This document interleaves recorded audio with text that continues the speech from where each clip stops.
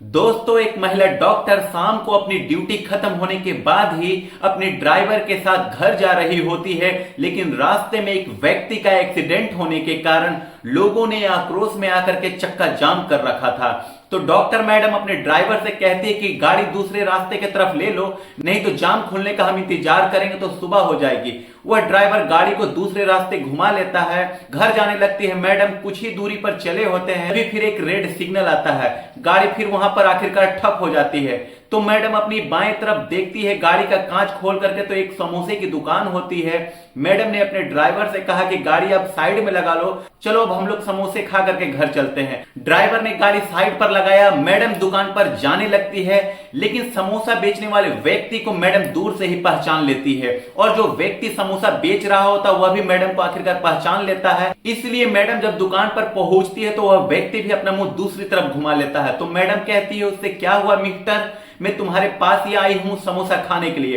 वह व्यक्ति फिर फूट फूट करके रोने लगता है और मैडम के सामने हाथ जोड़ करके गिड़गिड़ाने लगता है। तो मैडम उसे सांत्वना देने की कोशिश करती है। आखिर वह कौन था समोसा बेचने वाला व्यक्ति जो मैडम को देखते ही रोने लगा, और मैडम से उसका क्या संबंध होता है, क्या लगता है वह मैडम का, यह सब जानने के लिए दोस्तों वीडियो में हमारे साथ अंत तक बने रहे। आज की कहानी उत्तर प्रदेश के कानपुर जिले के एक लड़का होता है जिसका नाम होता है प्रभाकर। प्रभाकर अपनी माँ बाप की एकलौती संतान होता है। वह पढ़ने लिखने में बेहद ज्यादा होशियार होता है और वह देखने में बिल्कुल गोरा चिट्टा और हैंडसम नौजवान था। वह अक्सर पढ़ाई के दौरान अपने दोस्तों से कहा करता था, मेरी शादी ऐसी लड़की से होगी जो चांद की तरह खूबसूरत होगी और जन्नत की हूर होगी। तो दोस्त लोग आखिरकार उसका खूब मजाक उड़ाते थे कि भला तुझे चांद जैसी दुल्हन कहां से मिलेगी। इसके बाद जब वह लड़का पढ़ाई कर लेता है, बात जब उसकी शादी की आती है, तब उसके लिए शादी का एक रिश्ता आया। लड़की के पिता और भाई उसको देखने आते हैं और देखते ही उस नौजवान को पहले ही नजर में पसंद कर लेते हैं वे लोग।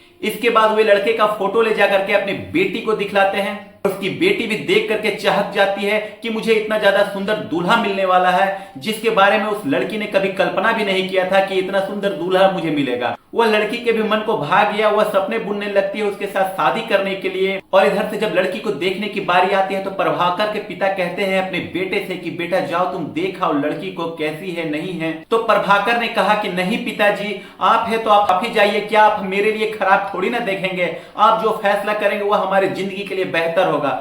मुझे पता है कि आप अपने बेटे की तरह ही सुंदर बहू लेकर के आएंगे। तो प्रभाकर के पिता लड़की को देखने गए। लड़की के पिता ने प्रभाकर के पिता का खूब आदर सत्कार किया, और जब लड़की को दिखाया गया तो प्रभाकर के पिता देखते हैं कि यह तो मेरे लड़के से थोड़ी सांवली है, और उससे जब आगे बातचीत करते हैं और जब उसका और इंट्रोडक्शन लेते हैं तो पता चलता है कि लड़की बहुत ही गुणवान है, संस्कारशील है, वह भविष्य में पढ़ लिख करके कुछ बनना चाहती है, उसका इरादा होता है डॉक्टर बनने का, वह भी बताती है। प्रभाकर के पिता उस लड़की का फोटो लिया करके प्रभाकर को दिखाते हैं। तो प्रभाकर देखता है कि लड़की कुछ सांवली है, अपने पिता से इस बारे में कहता है। वे कहते हैं कि बेटा फोटो में जैसी दिख रही है लड़की इससे ज्यादा ही सुंदर है, अगर वह अपने घर आ जाएगी, तुम्हारी बहू बन करके यहाँ पर रहने लगेगी तो वो घर स्वर्ग हो जाएगा, बिल्कुल वह लक्ष्मी की मूरत है। तो प्रभाकर अपने पिता की आखिरकार बात मान लेता है और शादी दोनों की तय हो जाती है। जिस दिन शादी होती है प्रभाकर दूल्हा बन करके सेहरा बांध करके ससुराल अपने जाता है, और ससुराल में पूरी व्यवस्था सही होती है, उन लोगों का खूब आदर सत्कार किया जाता है।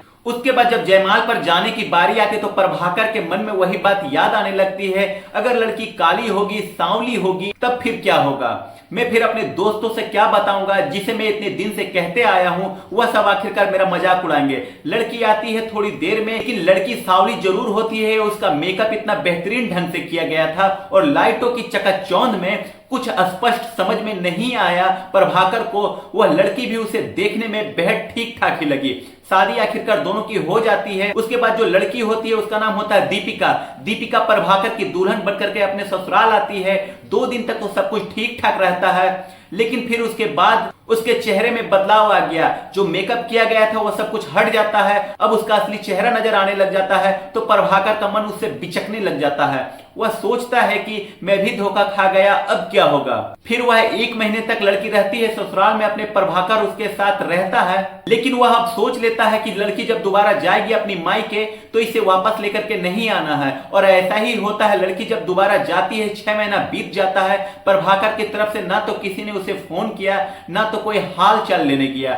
इसी तरीके से ऐसे ही समय बीतता जाता है, साल भर बीत जाता है। इधर जो प्रभाकर जो होता है वह कुछ खेला कर जाता है। उसके साथ पढ़ने वाली एक लड़की होती है जिसका नाम होता है सृष्टि। सृष्टि देखने में बहुत ही सुंदर होती है। प्रभाकर जैसे सोच रहा होता भविष्य के बारे में, अपने दुल्हन के बारे में, वैसे ही सृष्टि बिल्कुल होती है, लेकिन वह दूसरे जात की होती है दोस्तों। तब प्रभाकर उससे शादी नहीं कर पाया।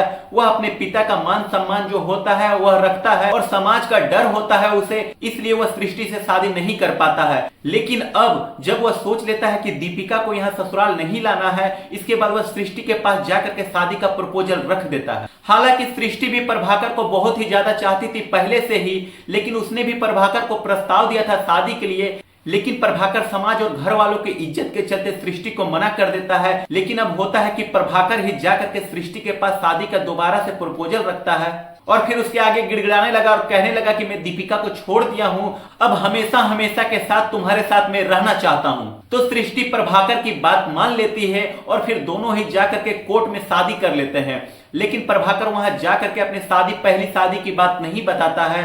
दोनों की शादी आखिरकार हो जाती है। प्रभाकर जो होता अपने पिता को इस बारे में नहीं बताता है, ना तो वो घर पर आया, वो बाहर कहकर गया था, वहीं पर रहने लगता है। इधर जब उस लड़की को साल भर दीपिका को मायके में रहते हुए हो जाता है, वह अपनी पढ़ाई जारी रखती है और फिर उसके पिता और उसके भाई प्रभाकर के घर पर आते हैं तो पता चलता है कि प्रभाकर जो होता है घर नहीं आ रहा है काफी दिनों से, वह शादी दूसरी कर लिया है। प्रभाकर के जो पिता होते हैं वह बेहद ही शर्मिंदा होते हैं और फिर उन लोगों से माफी मांगने लगते हैं। लेकिन वह लोग प्रभाकर की शादी की बात सुनकर बेहद ही ज्यादा दुखी हो जाते हैं और जाकर के अपने घर में सब कुछ बताते हैं। जो लड़की दीपिका होती है वह भी दुखी हो जाती है, लेकिन वह अपने मिशन से डगमगाती नहीं है, अपनी पढ़ाई जारी रखती है। वह डॉक्टर बनना चाहती थी, इसलिए वह पूरे मन से अपनी पढ़ाई जारी रखती है। जो दीपिका के भाई और पिता होते हैं वह लोग पंचायत के कुछ लोग और समाज के कुछ लोग और कुछ रिलेटिव को अपने बुला करके, सब लोगों को बुला करके, प्रभाकर को पिता को भी बुला करके और सारी बात के लिए समझौता करवाते हैं और फिर उसके ऊपर अर्थदंड लगाने की कहते हैं। तो प्रभाकर के जो पिता होते हैं वह अपनी गलती, अपने बेटे की गलती पंचायत के आगे स्वीकार कर लेते हैं, हाथ जोड़ करके शर्मिंदा हो जाते हैं और जो भी पंचायत के द्वारा, समाज के मानिक लोगों के द्वारा जो दंड लगाया जाता है उसे स्वीकार करते हैं और देने के लिए तैयार हो जाते हैं।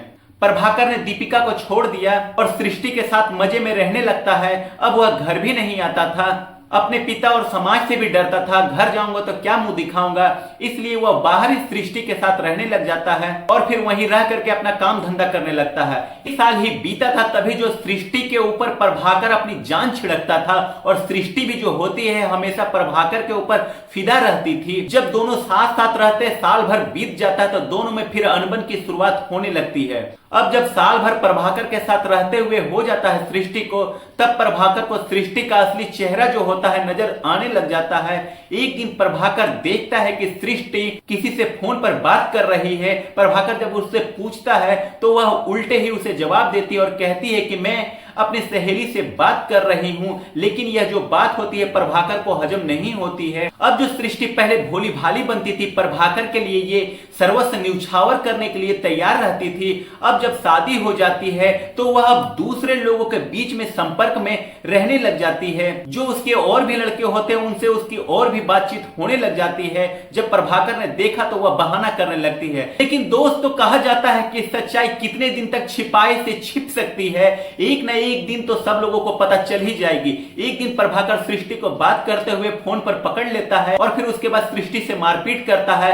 सृष्टि प्रभाकर को छोड़ करके फिर अपने दूसरे बॉयफ्रेंड के साथ चली जाती है। ना तो प्रभाकर अपने घर का होता है, ना तो घाट का होता है। अब घर जाए तो किस मुंह से जाए। पहले तो उसने दीपिका को छोड़ दिया जिसकी वजह से उसके पिता को शर्मिंदा होना पड़ा। उधर सृष्टि ने भी उसका साथ छोड़ दिया होता है। नतीजा यह होता है कि वह अब तनाव में रहने लगता है और इस तनाव से उबरने के लिए वह कभी कभी नशा भी करने लग जाता है। अब वह बिना नशे के किसी भी दिन नहीं रह पाता है। नशे में करने की वजह से, तनाव में रहने की वजह से वह ड्यूटी भी अपनी नहीं कर पाता था। नतीजा अब वह बेरोजगार हो जाता है और उसके खाने के लाले पड़ने लग जाते हैं। वह लोगों से मांग मांग करके खाता था तो किसी शख्स ने उससे कहा कि तुम हट्टे कट्टे नौजवान हो, तुम भीख मांग करके खाते हो, कब तक ऐसे चलेगा, तुम कुछ कर क्यों नहीं लेते। तब प्रभाकर कहता है कि कैसे करूं, ना तो मेरे पास कुछ भी है, ना तो मैं घर जाने लायक हूं, ना तो मैं अब यहां पर कुछ करने के लायक हूं। अपनी सारी कहानी बताता है। तब वह शख्स उसकी मदद करने के लिए तैयार हो जाता है और कहता है कि कुछ पैसे मुझसे ले लो और कमा करके खाओ, इज्जत की रोटी खाओ। वह शख्स प्रभाकर को समोसे की दुकान खुलवा देता है और प्रभाकर जो उसी दुकान से जो आमदनी होती है उसी से शहर में ही रहने लगता है, घर नहीं आता है। जो उसकी तलाकशुदा पत्नी होती है दीपिका, वह डॉक्टर बन जाती है और डॉक्टर बनने के बाद एक दिन वह अपनी कार से ड्राइवर के साथ जब ड्यूटी खत्म हो रही होती है, वह घर जा रही होती है, जब सिग्नल पर रुकती है, उसका समोसा खाने का मन होता है, तब वह उसी दुकान पर जाती है जो उसका तलाकशुदा पति प्रभाकर होता है और प्रभाकर भी उसको पहचान करके डॉक्टर को फूट फूट करके देख करके रोने लगता है। इसलिए मैडम उसकी सांत्वना बढ़ाती है। तो मैडम को भी लगता है कि अभी तक तो मैंने शादी नहीं किया है और यह मेरा ही तलाकशुदा पति है जो बेहद ही सुंदर था, अब समय के साथ इसकी स्थिति खराब हो गई है। तो मैडम जो डॉक्टर साहिबा होती है दीपिका, वह उससे कहती है कि मैं तुम्हारी क्या मदद कर सकती हूँ, तुम क्यों रो रहे हो, क्या तुम्हें पैसे चाहिए या फिर तुम्हें दूसरी शादी करना चाहते हो किसी से, मैं उसमें हेल्प करूं। तो प्रभाकर मैडम के चरण पकड़ने लगता है तो मैडम उसे उठा देती है, चरण छूने से रोक देती है। तब प्रभाकर कहता है कि मैं तुम्हें समझ नहीं पाया दीपिका, मैं बहुत बड़ी गलती कर बैठा, मुझे माफ कर दो, मुझे क्षमा कर दो, जो दंड देना चाहती हो वो दंड मुझे दो, लेकिन तुम मेरी पत्नी फिर से बन जाओ, मैं किसी काम के अब नहीं रह गया हूं। डॉक्टर दीपिका को यह बात समझ में आ जाती है। वह भी सोचती है कि सुबह का भूला अगर शाम को घर आ जाए तो कोई बात नहीं। वह भी उससे दोबारा शादी करने के लिए तैयार हो जाती है। फिर अगले हफ्ते जाकर के वे दोनों कोर्ट में शादी कर लेते हैं और फिर हमेशा हमेशा के लिए पति पत्नी के रिश्ते में बंध जाते हैं। दोस्तों, पति और पत्नी की यह मार्मिक कहानी आप लोगों को कैसी लगी है, कमेंट सेक्शन में अपनी प्रतिक्रिया जरूर दीजिएगा। मिलते हैं अगले किसी नए वीडियो में, तब तक के लिए जय हिंद, जय भारत।